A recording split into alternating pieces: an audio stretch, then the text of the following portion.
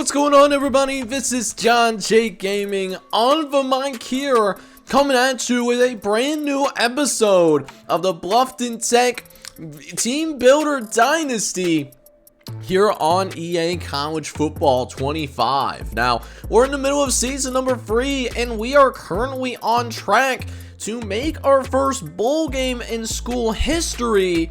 But with that being said, we still got some business that we need to go ahead and handle.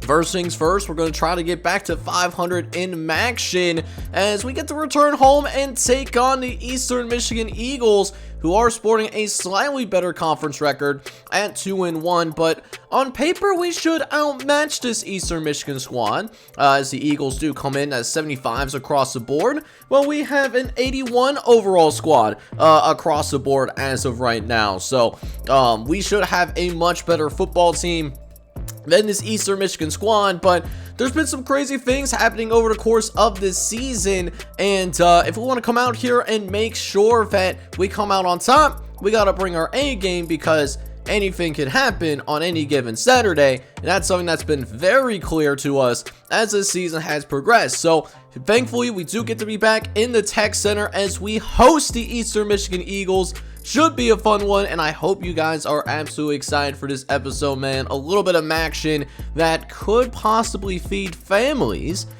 if everything breaks the right way. But with that being said, boys, let's go ahead and jump onto the field. But before I do so, make sure you go ahead, do a couple of things for me. Hit that like button, and then also hit that subscribe button as well if you do happen to be brand new to the channel. But with that being said, let's go ahead and dive right into it down the Tech Center. Alright, chat, so it looks like they deferred to the second half, at least like for us, but we actually forced a 3 and out, so we got some great field position because of that, and I want to see if our boys can come out here and take advantage as we get a peek at Will Peoples' rushing stats for the season, and he's closing in on 600 yards. He's been quietly having a good season, even though he hasn't had like the massive game, like so to speak. But we'll get Will Peoples involved here like in these first couple of plays, and he's going to make some good headway here as we are going to run for yet another first down. It could be a Will Peoples type of day potentially, just having that ability to just run the ball down the throat of this Eastern Michigan squad, and this is a good Eastern Michigan team, by the way. So at this point, we do face 3rd and 4. We could have Scott McCullough here open. We'll see how it ends up playing out here, and sure enough, we try to throw it, and how is that intercepted, bro? Like, that is some terrible luck, man. That is not DJ Armstrong's fault. I'm sorry. That is wild to me. Is this a great diving play by the Eastern Michigan linebacking core? They were able to get home to the quarterback, and we try to throw out of a sack, but Ali Abdul-Baker was able to make an even better play. So we did all that work to get into the red zone, and unfortunately it doesn't end with us getting any points there. So now Eastern Michigan has the chance to put some points on the board for the very first time, even though they are still searching for their first down of the game, and they're just barely going to get it. We played it pretty well in terms of attacking that rushing attack, but Tyreek Brown was able to skinny his way through, and it keeps the drive going for the Eastern Michigan squad. But later on in the possession, though, facing 3rd and 7, quarterback got all day to throw, and it's going to eventually just scramble out of the pocket, and it's going to just slide right in front of Horatio Gates. And so that's going to be a first down for the Eastern Michigan Eagles as they approach midfield for the very first time today. As now they go with another play action over to right inside. A wide but naked open tight end, eventually brought down by Sue Render, as that is going to get Eastern Michigan deep into Bluffton Tech territory.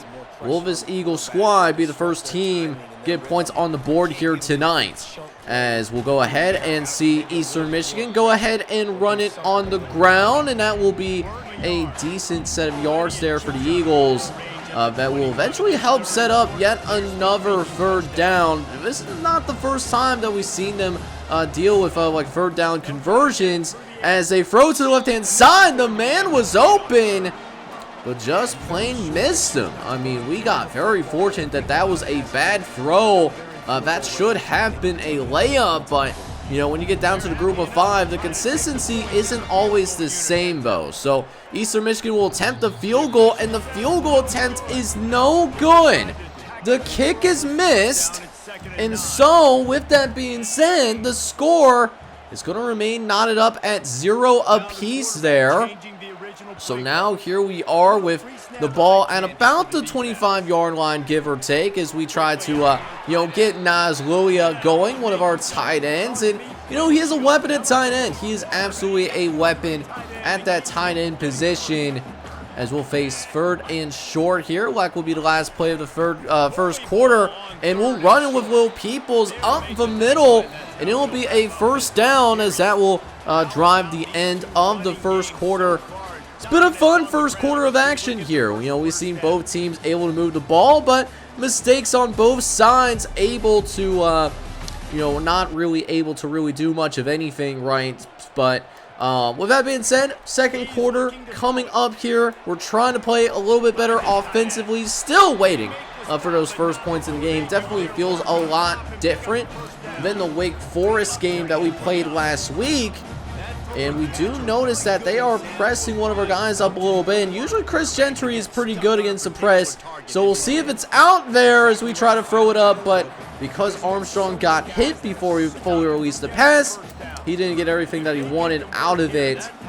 So instead, it's going to be 3rd and 8 as Armstrong will line up in the shotgun, looking over the middle and finds Scott McClower, who's going to be denied. He will end up being just short of the first down marker. It's out of the range of our kicker, and you know what? We're just going to go ahead. Sometimes it's easier to go for it, take those risks, because as my buddy Uncle Sam's Rejects once said, man, scare money don't make any money. So we're going to go for it here on 4th down. They send the blitz, and it works. Eastern Michigan is able to keep us from getting any further yardage. So it ends up being a turnover on downs, but we'll end up coming around with the next possession. We did get the 3 and out, but we are trying everything possible to give Eastern Michigan this game, between the mistakes that we've had in the red zone, as well as turning the ball over on 4th down. I don't think we've had a single punt yet today, and yet the fact that we have 0 points to show for it is genuinely wild to me.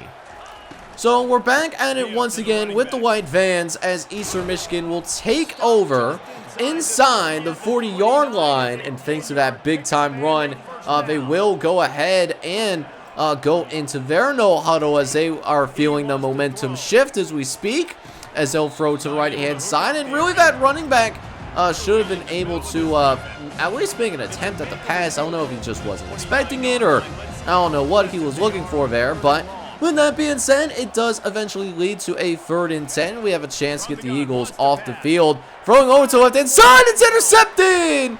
That's going to be Dartavius Holland.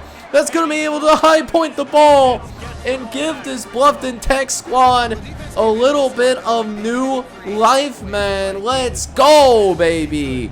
That's exactly what I'm talking about, man. You love to see it. The defense able to hold it down. These were the stops that I was looking for in our last matchup, but we didn't get them at any point.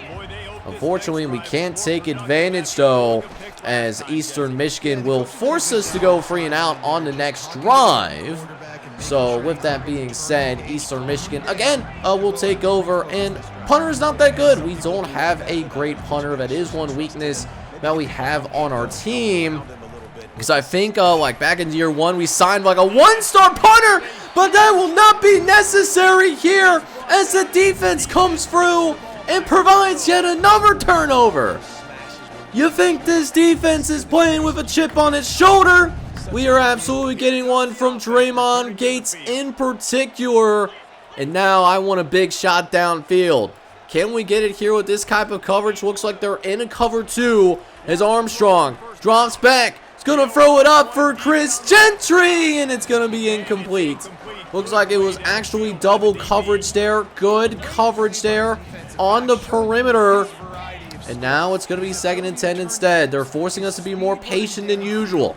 Armstrong looking around, doesn't love what he sees downfield, but realizes man coverage, and now he's loose down the field and slides down at about the 30-yard line. 1st down, Bluffton Tech. And this Fighting Muskrat squad is back in business once again. As we see, that looks like this team is definitely looking to stop the run. So we'll make the adjustment here. Play action. Armstrong doesn't like what he sees downfield and eventually has to take the sack. Wanted a big play and we just didn't get one there. So now it's going to be 3rd and 17 from the 38-yard line as Armstrong got plenty of time in the pocket and finds Scott McQuarrie for the 1st down. Probably would have been a little bit better served if we went with some kind of secured catch. But with that being said, we are at least able to move the sticks. And now we have a real shot of finally putting points on the board for the first time today. But we leave Javon Moore out to dry as Javon Moore just gets light up there like a Christmas tree. So now it's going to be 2nd and 10 coming up as Armstrong is going to line up in the shotguns, looking over to the left-hand side, finds Nazluia off of that levels concept as he was able to leak out for like a partial wheel route. And that will be 1st and goal from the 5-yard line where Will Peoples is going to be able to find the end zone. Touchdown, Fighting Muskrats. And Bluffton Tech is finally going to get the goose eggs off the scoreboard for both teams, it seems like. As that will now make it a 7-0 lead after a successful extra point. And so after that, what we witnessed was really a moment to where we get to a real decision point here because we're able to force a 3 and out. And then look at this return that we get from Chris Gentry as well. It's a phenomenal punt return, able to get us inside Eastern Michigan territory to start things out. And now I want blood in the water. 1st and 10. We're going to run with Will Peoples, who runs it up the gut, and he'll pick up a gain of 7. And while he hasn't bruised, he hasn't broken the big one against Eastern Michigan, at least not yet. What we have witnessed thus far is just, Will Peoples is definitely providing body blow after body blow after body blow. And that also includes the passing game as well, because he is a nice little safety valve to have. And eventually it's going to get to a point to where we are going to wear down this Eastern Michigan defense, and the points are going to come a lot smoother after that. As we'll throw to the left-hand side, we'll get it out to Chris Gentry real fast, who's going to be able to get out of bounds quickly and save some time off the clock. Granted, we do have a couple of timeouts that we can still utilize, but we try to set up the screen on 3rd and 3, and we don't quite get it. So because that screen was just so sloppy, it ends up being 4th down. And you know what? We're going to go for it here. Trying to go for it again on 4th down, and we just barely got it. That was a little bit harder than I thought it was going to be. Thought we were going to be able to break a bigger run, but that just didn't happen there. So now it's a 3rd and 11 once again. We'll throw over to Will Peoples, and Eastern Michigan will now use one of its timeouts. And with this being within 40 yards, I feel a lot more comfortable trotting Tommy White out here. And so, could I have gone for it? Absolutely, if we wanted to be super aggressive. But at the same time, though, defense has been playing extremely well. And so, we're going to go ahead and we'll just take the field goal here. And I was right about that assumption because we're able to force a 3 and out on the Eagles before the end of the first half. So we have a chance to come out here, get some more points on the board. And oh my, Chris Gentry, he's loose. Can we get around the last guy? No, we can't, but we're going to start this drive inside the 30-yard line. And a big time shot here to come away with even more points as we go 1st and 10, trying to throw to the right hand side, but it's going to end up being incomplete. Cedric Baldwin is going to be able to come in and make a play. He has half a sack on the day so far, and he's able to get more pressure here yet again. As now 2nd and 10, throwing to the left hand side, and is able to get it out to CJ Peaks, who will get out of bounds. And so we have one timeout. So if we play this right, we could have potentially 2 shots at the end zone here. We just got to be cognizant of what we want to do, as that was going to be one of our shots right there. Trying to throw it low. It ends up being incomplete. So this will likely end up being the last play that we have before like the end of the half, as Armstrong looks again over the middle, and this time it's caught. Touchdown, Bluffton Tech. And Chris Gentry is going to come out here, put some more points on the board. And this was all Gentry. Between the punt return and this touchdown right here, we're going to have a 17, yes, a 17-0 lead before going into halftime. What an incredible first half for the Fighting Muskrats, especially in that second quarter when we found that offensive rhythm. We really got a grooving after all. So it's been an amazing first half so far, and here's the amazing part. We get the ball to start the second half as well. So here we are, ready to go ahead and cook once again, as we'll get things started here with a throw to the left-hand side to Scott McClawler, who's going to be able to find some open space like an intermediate and pick up the first down. So now, 1st and 10 from the 48-yard line. Armstrong is going to go ahead and motion a man, as Armstrong is going to look to the left-hand side. He'll find Nazluya, and this is why we always want him on the field on those multiple tight end sets. I mean, that's a tight end with wide receiver speed, which is wild to think about. Completely wild to think about, for sure, as Nazluya, the sophomore, able to hang on, make the catch, get some few yards there as well. But the drive is threatening to stall here on 3rd and 10, as we gotta get the ball out quickly. However, Javon Moore is able to hang on to it. First down for the Fighting Muskrats. But I don't love the look that I saw downfield, so we do adjust to a slant pattern as Armstrong looks, tries to go to the right-hand side, wants to throw it up, and it's going to be incomplete harmlessly. Javavion Norman was there on the coverage, and so it's going to be 2nd and 10, thankfully for us. As now Armstrong ready to go ahead and hit us with a play action, trying to throw downfield, but just, no one really there that I felt comfortable with throwing this ball with. So it's 3rd and 21. Not a spot where we want to be in, but 3rd and 21 is where we're at. Armstrong looking to drop back to pass, looks over. He's going to step up into the pocket and slide down. And while it's nowhere close to a first down marker, what this does do is at least make this a much more manageable field goal attempt. And 35 yards, I feel good about Tommy White making a 35-yard field goal. He made a 40-yard field goal earlier in the game, and that will be a good field goal for Tommy White, as it helps us extend our lead.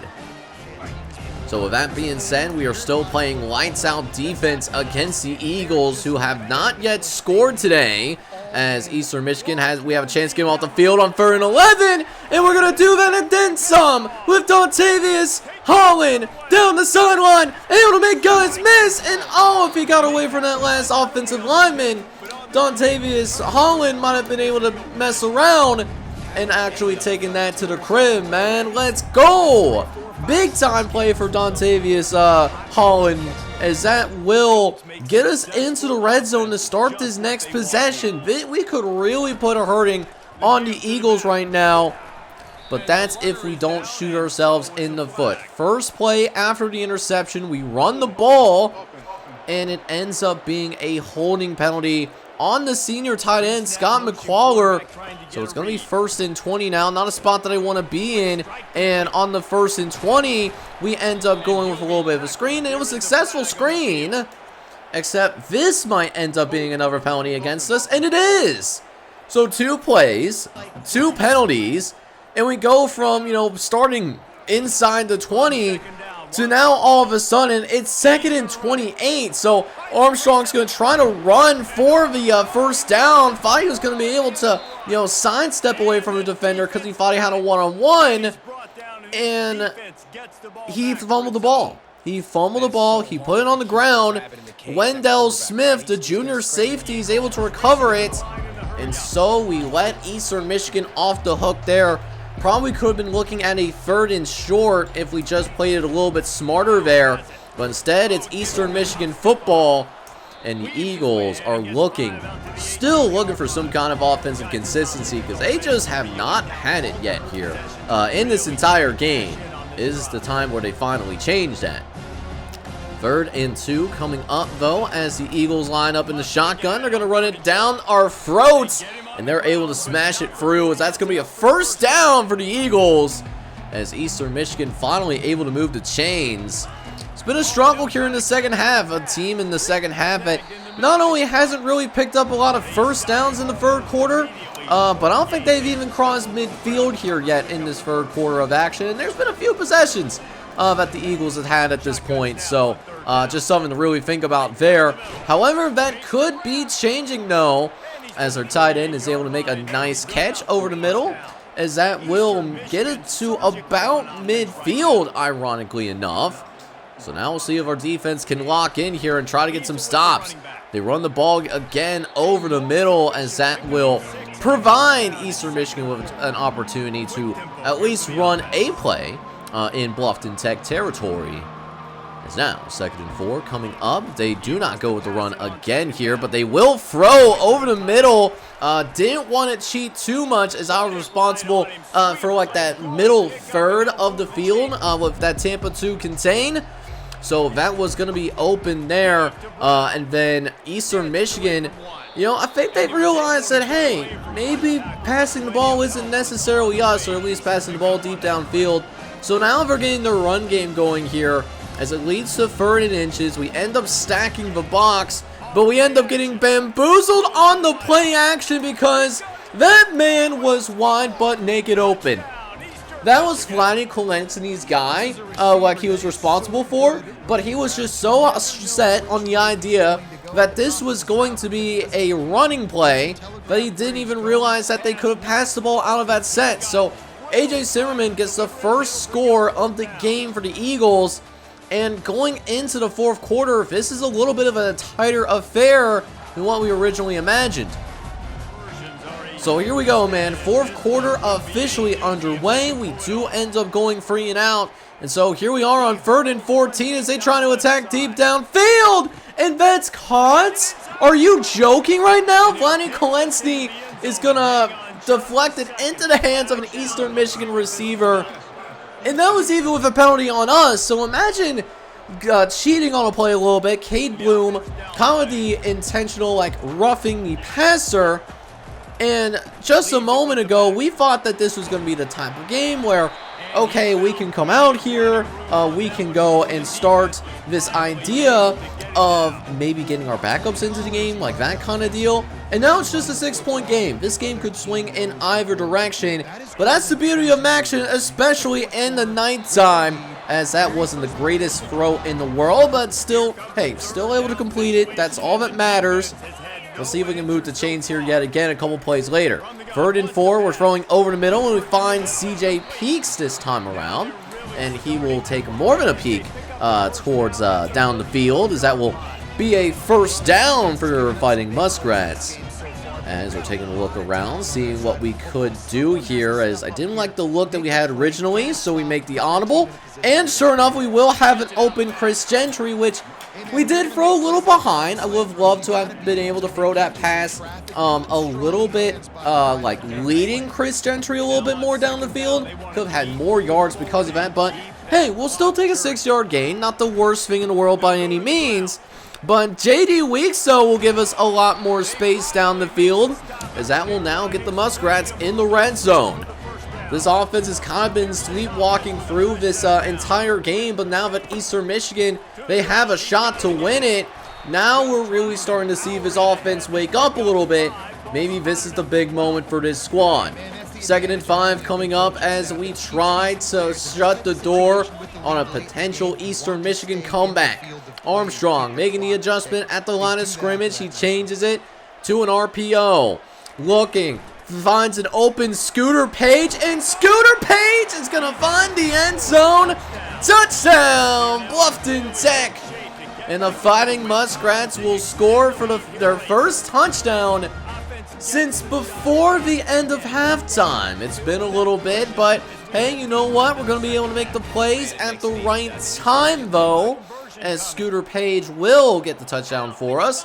And we'll also go for the 2-point conversion as well, but that's not successful. So, 2-point conversion is no good, and so we're only going to be up by 12. Hopefully that doesn't bite us in the butt later on in the game. But with that being said, Eastern Michigan is still going to have to find a way to get multiple touchdowns on the board, and they're going to have to do it quickly. Now, with that being said, because I didn't like how the zones were looking, thought there was a little bit too much confusion, we do make an adjustment, as it actually does turn out to be a run, but they'll still end up being a first down anyways. I had the cover one called, which is good for attacking, running attacks, and we don't get that first down anyways, which is tough to see. So, 1st and 10 coming up as Eastern Michigan will throw over to the left-hand side. That will be good for a first down, and also getting out of bounds as well, but that will not matter as the Eagles will go ahead and go into a hurry-up anyways. So now, a new fresh set of downs for the Eastern Michigan Eagles as they'll run it up the gut, running through multiple guys like Nash Birthday and Porter Lindstrid, which Lindstrid does make the tackle eventually. And this is just rough to see. This is rough to see, like Eastern Michigan able to run us over like this right now. As now we have 3rd and 6, so maybe this time is the charm. This Eastern Michigan team, man, definitely means a little bit of business as they'll look to throw over the middle. We had a guy there, but just couldn't make a play, man. Just could not make a play. As Francaise, who made the reception, ended up hurting himself. So that's going to really attack in terms of the depth of this Eastern Michigan squad. But it will, however, not stop this Eagles team from finding the end zone. As the Eagles, ironically enough, they are right back in it. I mean, it's been tough to see. I mean, we've been able to hold it down this entire game. And yet, here we are in, really the 4th quarter primarily. And all of a sudden, we can't stop a nosebleed. So, a couple of things I want to accomplish on this drive. One, I want to score. Definitely want to come out here, at least get a field goal. But would definitely prefer a touchdown so that we can close this game once and for all. And then, secondarily, I want to take as much time off the clock as possible. Want to make sure that we're efficient in terms of stopping the clock. But they are sending everybody, and we make them pay for it. Javon Moore is able to get behind the defense, and that is a massive play that we needed. So now we're hearing this 2-minute warning, and we have a chance to shut the door as Will Peoples. He will finish the game. Touchdown, Bluffton Tech. And that should do it. That should absolutely be the dagger as Will Peoples, who we haven't really talked about much here in this second half, even though he had a strong first couple of drives, he might have done just enough to put this game on ice. So, with that being said, 1:53 left to play, and Eastern Michigan, one thing I will say, though, is that the Eagles still do have all of their timeouts, but we also know what they are going to be doing at this point. Like, we know that they're going to be passing the ball a lot here. So, listen, I just asked my guys, like, don't get beat deep. Let's make them have a methodical drive, and we'll make this quarterback hold on to the ball, and that's exactly what we did there. Able to force his stuff from, I believe, that wasn't Cade Bloom. I'm not sure who that was, to be honest with you, but 3rd and 23, not what you can do here, but just try to send it deep, and Marvin Holland is able to get the deflection. And so 4th and 23, they're gonna go for it. And listen, just don't get beat deep, like I said, boys.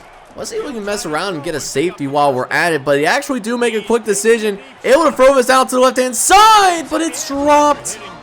It's actually dropped. That could have been a massive play, but the receiver, while we got behind, just couldn't do anything with it. And so, because we got the ball inside their own 5-yard line, we're going to use this as a chance to really pile up the score a little bit. Maybe do a little bit of a light stat padding here for Will Peoples.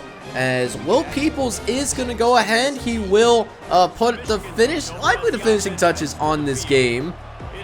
But that doesn't mean Eastern Michigan is necessarily going to give up. 1:15 left to play, and look at this, we get another sack. It's been a sack party here tonight as in the Tech Center, as we have 5 sacks on the game. The pass rush has been absolutely relentless, and it's going to end in a safety. Cade Bloom is able to get in there and finish the job once and for all. And this defense was menacing the entire time. And it will eventually end in a Bluffton Tech victory. The Fighting Muskrats are able to pull away in the second half, winning 42-21. And Will Peoples is going to be named your player of the game in this MAC Nightmare.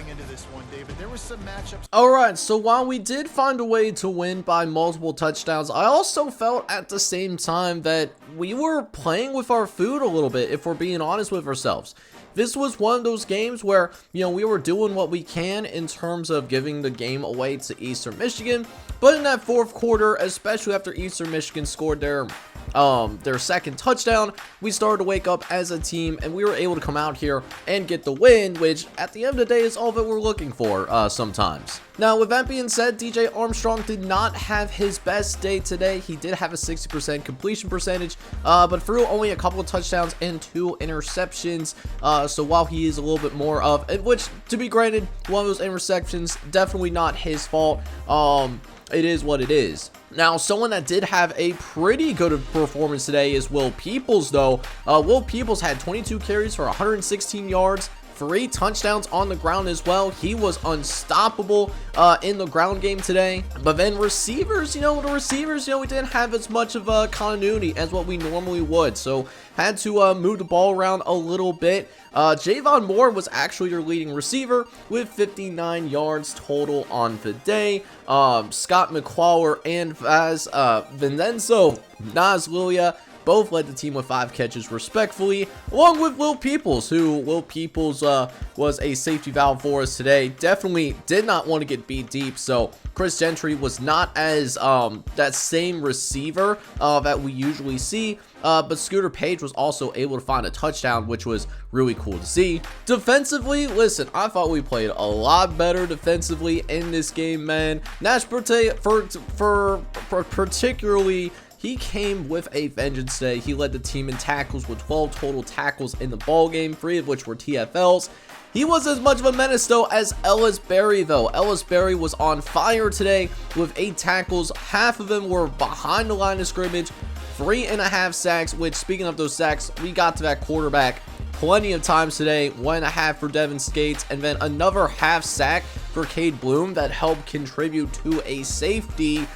DeMarvin Holland caught both of the interceptions, and one of them was almost taken straight back to the crib. And then we did have a forced fumble that was caused by Draymond Gates, recovered by Ellis Berry, and then the person ultimately getting credited with the safety was Cade Bloom, who made that finishing hit before we got that safety to help end the game. But not only do we end up winning on the field, but we get some amazing news off of the field as well. As I predicted, Jameson Dukes from Massillon, Ohio does sign with us, alongside Grant Anders, the three-star tackle out of Fairfield, Ohio, plus Sua Diggs out of Brecksville, one of the defensive linemen that I wanted to bring in. He's going to be able to verbally commit to the squad as well. So 3 total guys that did end up signing with the team, as long as, and then also getting pretty close to another coaching upgrade, which we love to see.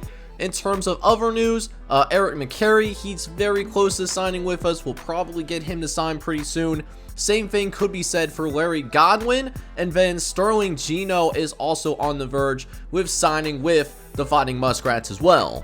And then also to top it off, Ellis Berry ends up being your player of the week here, as Ellis Berry had those 5 TFLs, had those 3 sacks in a single game. He was a menace to that Eastern Michigan squad. And then we're going to actually take it one step further. Ellis Berry actually also wins National Defensive Player of the Week, so getting some huge accolades and getting some huge honors in that game against the Eastern Michigan Broncos. But speaking of this Michigan squads in the MAC, we will actually be taking on another Michigan squad in next episode. This is Western Michigan. Now, we have 4 chances to win one more game, but if we win that one more game, we will be going to be bowl eligible for the very first time. So could be a historic episode here next, as it's been a long time in the making getting Bluffton Tech up to where it's supposed to be, man. I'm so excited that we are almost at that point where we actually are bowl eligible. So hopefully you guys have been enjoying this one. If you've been enjoying this episode, man, make sure you go ahead, smack that like button, hit that subscribe button, as next time out we go on the road to take on Western Michigan. And with that being said, boys, this is John Jake Gaming on the mic signing off, but hope you guys are all out there having a good one. Take care, everybody.